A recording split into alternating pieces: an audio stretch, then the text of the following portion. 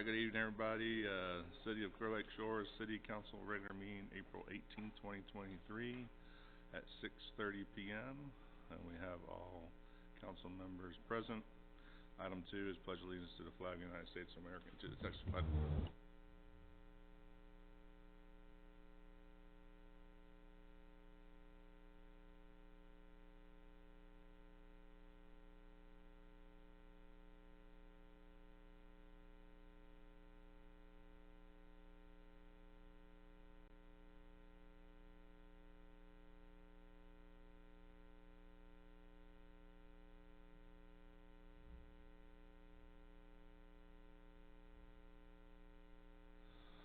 Alright, council reports item number 3, Councilman Steve Wardis. No report today. Alright, thank you Mr. Wardis. Councilman Rick Fisher. Nothing to report. Alright, thank you Mr. Fisher. Councilwoman Monica Leday. I have nothing to report. Alright, thank you Ms. Leday. Councilman Alex Scanlon. I have nothing to report. Alright, thank you Mr. Scanlon. Councilman Randy Cronister. Okay, I don't either. Alright. And for me, just sad news is it's tax day, so don't forget to do your taxes. Alright, we're moving right along. Item number 4, staff reports, Police Department Chief David Donaldson. Mayor, Council, I'm sad to say that Officer Zanko will be resigning the 25th of this month. She's going to Galveston Police Department where she'll make $13 an hour more than what she's making here. So she hates to leave, but it's about the money. So I don't know if Brad's going to do an exit interview or if he will talk to her, but I told her to prepare for that. Thank you. Alright, thank you. And City Administrator Brad Gotti. Yes, good evening everyone. Looks like I probably ought to step this up because I'm probably the biggest thing between now and adjournment, so we won't drag this on too long. First, I'd like to point out and give credit and thanks to the Civic Club. If you see about town, especially down in the town square area, we're flying some new colors. I think they did an outstanding job, and that's all due to the credit of the Civic Club. Christy helped with the design of that, Teresa, and then I've got to compliment Jorge and Odie for their efforts getting those put up in such a timely manner.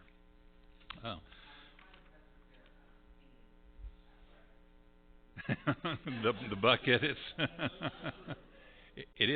actually designed.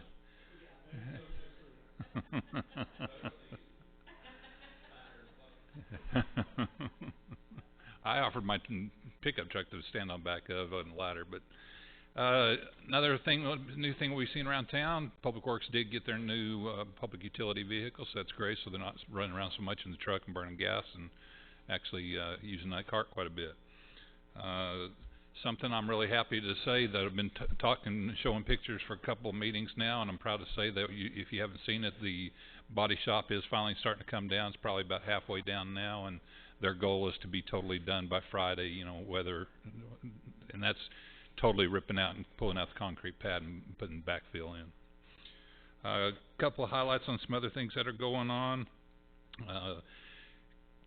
Clear Lake Shores, Kemah, and League City, I announced sometime back we were meeting on the 2023 Transportation Alternatives Grant.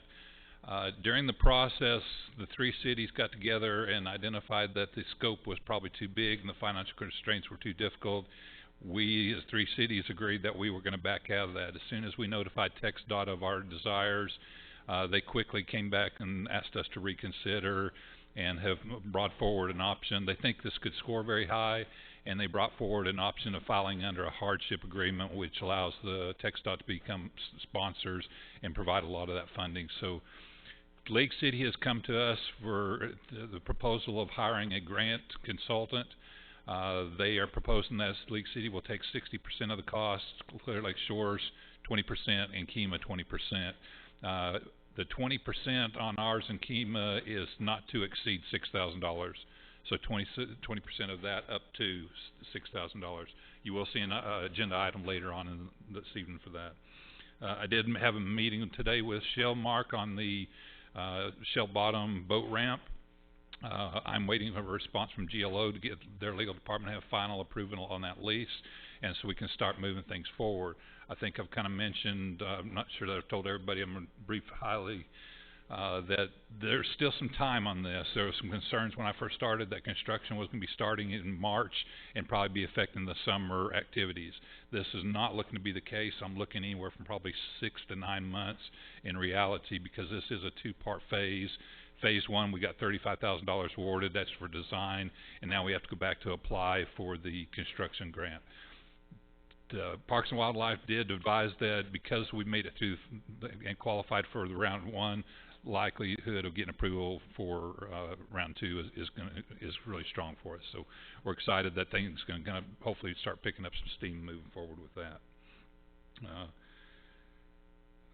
Just kind of plan out there early. I've been meeting with some of the Bay Area cities, to include Friendswood, Dickinson, League City, us, Kemah, pulling together a regional hurricane preparedness workshop and safety fair. That is currently scheduled for June 17th over at the Hometown Heroes Park. So we've been working to kind of pull that together, kind of a unified message, and I'm still in the early planning phase as far as what we're going to do here for our local residents. Probably, I think the last thing I've got here, mentioned and got approved sometime back, striping for the new Daniel Drawer section. That was supposed to be on the schedule today or tomorrow, so I haven't been out there today, so hopefully by the end of this week that project will be done. We did get, I said the last one, the angel bath covers down on Ivy and Oak. Those have been bid. I've got a bid of $3,500. We're working to get those done. The kind of what raises the price a little bit, if you're not familiar with that site, is it's a very old drainage system, completely made out of brick, and it's very odd shape, so it's got to be very custom designed to put safety covers over there. But it'll be a big improvement on safety for that area, because it's probably a good two foot drop depth in there. Somebody stepped off into it, or underwater drove off into it. So kind of excited to get that done. And I think that's all I've got, and I'll take any questions as is needed. Yeah, Brad, on the Daniel Drawer Avenue, there's the road closed and a sharp turn sign. Can we not have Public Works take those down? We can. I figured since it was county road, I kind of put that request, but if it gets drawn out, we sure can. That's an easy fix there. The punch list of the white lane markers that are down, everything was supposed to do that. Also on 2094, the east and westbound big Hanson signs were supposed to be replaced, all part of that same punch list, but you know, a lot of that stuff's real easy, quick fixes. Okay, and another one just may add to that punch list to see if they'll help us out, but it's actually Kemah. But at that intersection, it'd be nice to have a stop sign, because I know it's got a stop light blinking, but a stop sign would be good, and also should say 518? on 518 in Daniel Drawer, and it should say cross traffic does not stop. We can There's definitely a lot put of that up. accidents about to happen there. And that was even shared concern with Galveston County, that flashing light's not gonna help that. It needed to be a full functional light, and Well, they couldn't get the metrics they needed to make it a full functional Correct. light during COVID and school being out, so they have to take the counts during school year. Now, that didn't happen while they justified the road. correct, except Is there plans to connect the parking lot or the drive in front of the AutoZone to the road? there is, sir? They already extended it from where it was over almost. I think that was the original construction. It comes up probably about 10 feet short. Yeah. They've, right now cannot get approval because it's so close to that intersection. There has been even some consideration of taking that out and moving it back, but they have no definite plans. But that was one of the questions, you know, why is it that far and not, but it's just, it's so close to that intersection they can't do it. But that is our road, right? Like, it's Clear Lake Shores down the road easement, and then it stops and becomes Kemah. That's not a county road. No, it's the Clear Lake Shores Road, and actually about 80 feet shy of 518, it's Kemah's. Yeah, so we're responsible for that road and the ditches on the side of it. And if you're talking about maintenance, I reached out to Earthworks to give us a quote to expand that onto our maintenance as well. And they haven't officially turned it over to us yet, so get county to cut it one more time. There you go.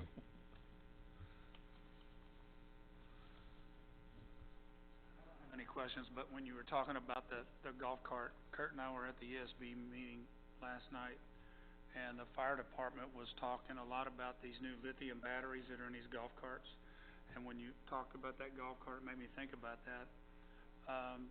They're starting structure fires. People are parking them in their garages, and they're starting a lot of fires. And Robert Saniga was talking about it a lot last night. Some of the electric cars, all those lithium batteries are bad. They had to go back 3 different times to put out a fire on a lithium battery that was already supposedly out, and it just restarted spontaneously. So maybe we should put something out to the citizens, because I know there's some people who have them here, and just give them a reminder, be careful. There's people that are not parking them close to their house anymore because of that, is what he was saying. Yeah, this was a They're golf cart, it wasn't even being charged, it was just sitting in the garage. So, and up in New York, they have like on average 3 lithium battery fires a day. So people taking their bikes up into the apartments, so they're trying to figure out what to do, because it'll be a big problem.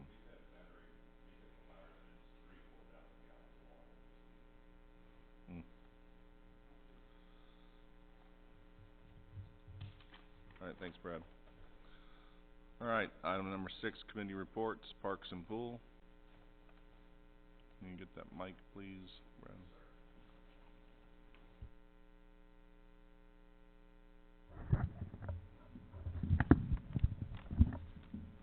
Okay, thanks. Okay, hear me. Yeah, it won't stay that way. That's okay. I'll stand on my toes. We did have a meeting last night, and we thank Brad for coming to our meeting again. We discussed, all the members have different parks, and so we went over the park. The main thing is deep hole, and Brad's aware of that, and going to try to get some more bids for cutting back some of that shrubbery and bamboo and all, because that's people kind of hide in it and do stuff they shouldn't be doing. So Brad is aware of that. He's been working on that, and we discussed a little bit of the playground equipment there. Signs at Grove, Brad had already ordered some new signs because you couldn't read some of them, so he's on top of that. The main thing we discussed is Ice Cream Social coming up May 4th. Yeah. And we are in communication with the Civic Club. And when it gets closer, we'll just, as we normally do, put a request in for some tables to be out there and chairs, and anything else that Christy needs. I don't know if you're going to be there or Tiffany, whatever, but and we hope for good weather, so we don't have wind up there and problem with the paperwork. And I had a question. The flash report, this is kind of new since last year that we had the Ice Cream Social. Can a flash report go out on something like our Ice Cream Social, or who is responsible for what goes out on that, or? Absolutely, just Okay, I haven't even met you. Okay. Okay. All right, so I would coordinate with you. Okay. I'll find out how do I get a hold of you. Okay, so that's the main thing coming up. Let's see, and Brad gave us an update on our new installation system for the gate for the pool, access gate. He was told that the staff got trained, and so we thank you for working on this with us. And the system will actually go in on May 1st, just in time for the new season to start May 1. So once that's all installed, we should be good to go. I was thinking of you, Christy, because for the pool Ice Cream Social, you won't have to give out all those pull tags. One little fob. So I was thinking of you when we were talking about this. Let's see, then we discussed, well, Brad had just gotten in the contract with Gulf Coast Aquatics just late yesterday. So we didn't go through much of that. did notice that they're cutting back on some of the hours for the guards, so, I know they have trouble had a lot of trouble last year getting guards, so I noticed, just what briefly we went over, some of the guard times are cut back. Let's see, we are gonna take on that project of the, birdhouses at Triangle, and we're gonna do something a little different and have them be truly birdhouses. And, Ed Waters is gonna kinda chair that for us. He's got some contacts for materials and had some good ideas. We haven't set a date. We're gonna make it a community thing with the kids involved. So that'll become a next, we're working on the materials right now, and we haven't set a date, sometime in the next probably month or two. So that'll be a little bit different, so we hope that works out. And I think that was it. All right, thank you. I'd be interested to see how the birdhouses turn out. I know that could be kind of bad with the holes and all the birds that come in there. Well, we decided it's just houses there. When you go by and you drive by, okay, there's houses, and you go by, they look cute. But then there's nothing, you can't see the birds, the kids, so we're gonna try it. Good luck. All right, roads and drainage. We met last week or the week before, I think maybe the week before.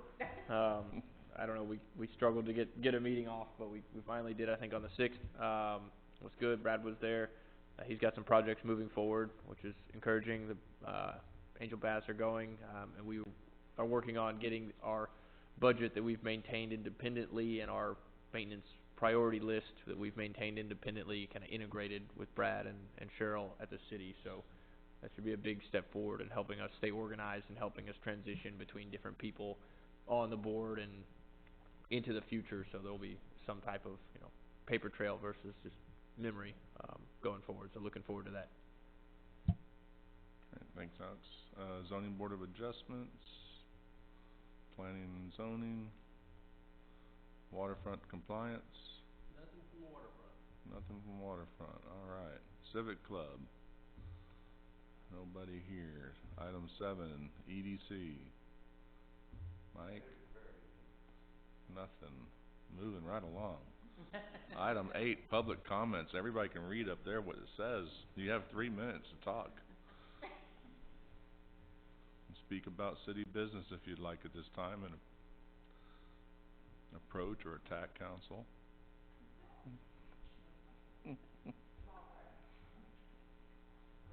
Nobody? Anybody? It's free. All right. Well, there we go. We got a taker. You got a taker, okay. Mike Pettit, 818 Cedar Road.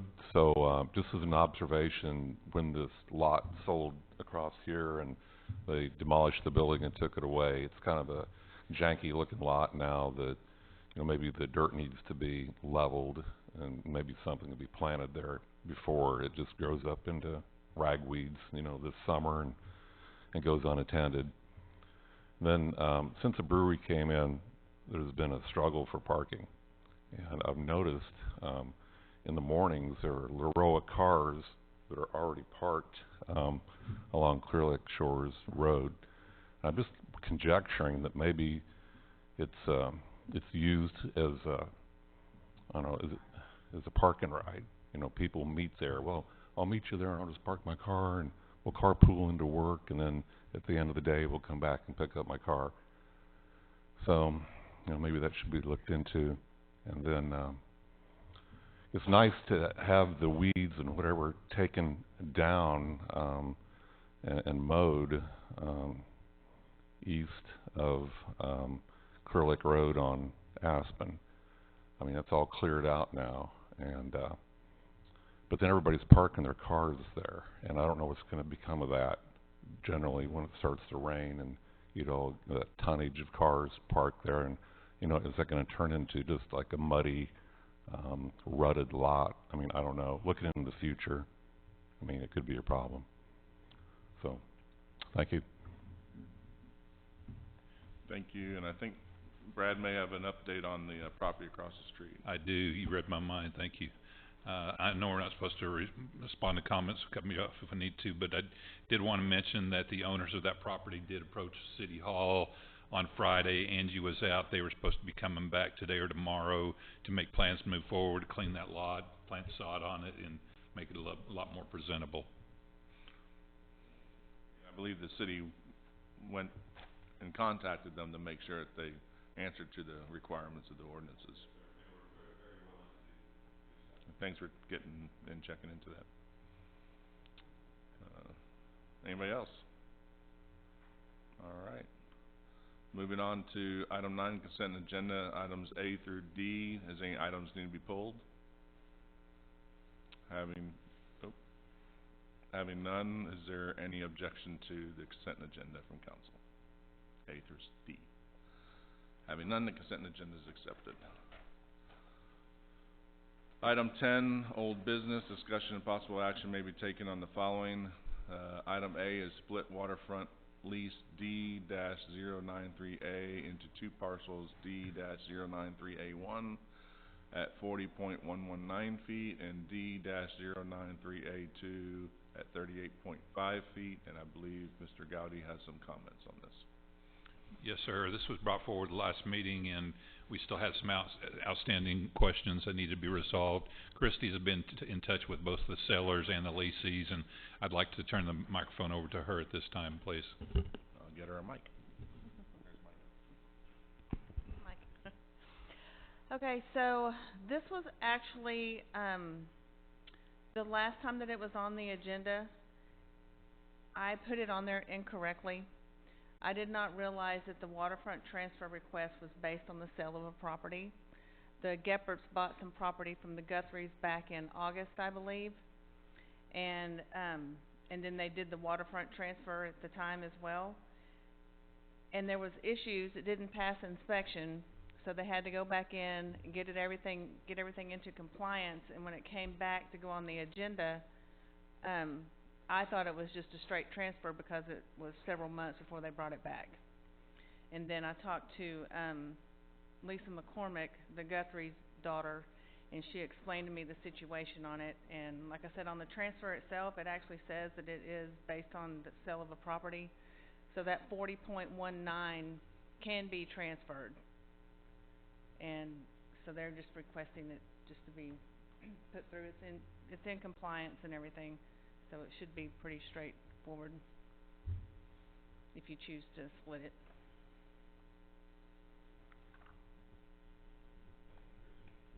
Thanks. That'll effectively tie the 40.19 foot section to that property indefinitely unless they split it into two that are greater than 15. So, I mean, if that's what they want to do, I suppose they can. It's just setting themselves up for a headache in the future.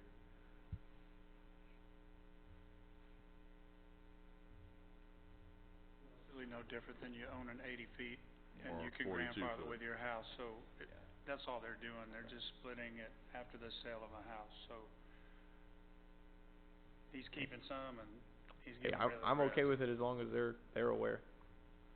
I need a motion, please. I'd like to make a motion that we approve the transfer. Am I wording it correctly? Should it be the split of the two leases, or should it be the transfer? Item A is what we're doing, just, Item A. Okay, then I make a motion that we approve the split, the waterfront lease of D-093A into two parcels. D-93A1, 40.19 feet, and D-093A2 at 38.5 feet. A second. motion by Mr. Wurst, second by Ms. Ledee. Any discussion? Having none, all in favor, aye. Any against, nay. Having none, motion passes.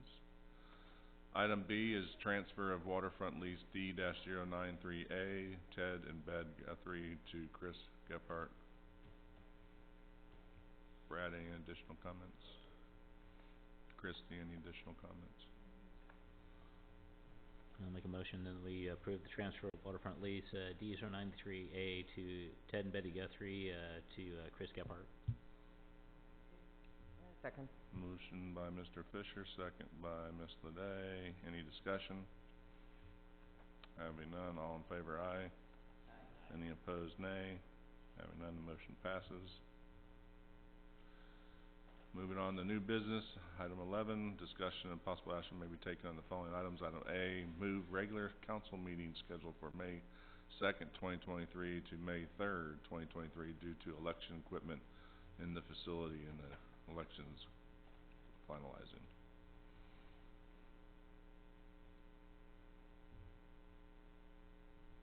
Make a motion to, move the regular council meeting, scheduled for May 2nd, 2023 to May 3rd, 2023. A second. Motion by Mr. Fisher, second by Ms. Laday. Any discussion?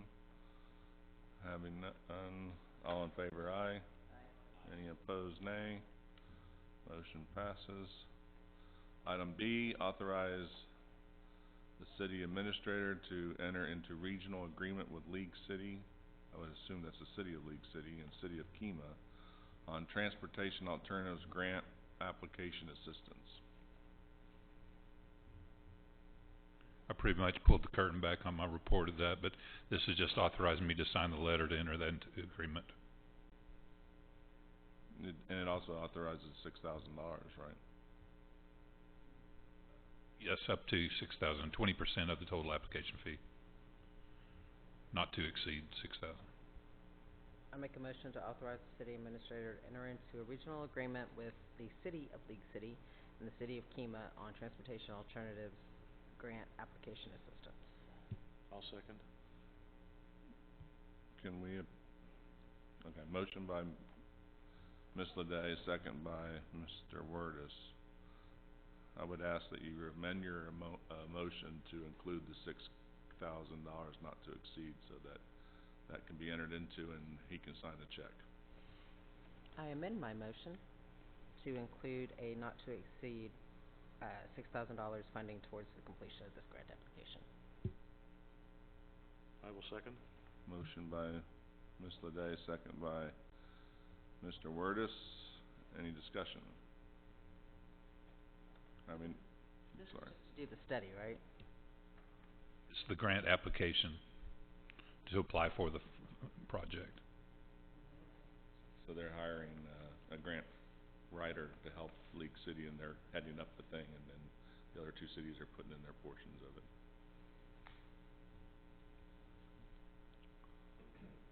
Any further discussion?